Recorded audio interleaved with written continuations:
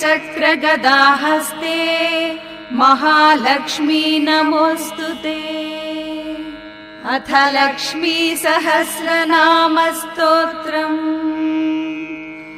ॐ नाम्नां साष्टसहस्रं च ब्रूहि गार्ग्य महामते। महालक्ष्म्याः महादेव्याः भुक्तिमुक्त्यर्थसिद्धये।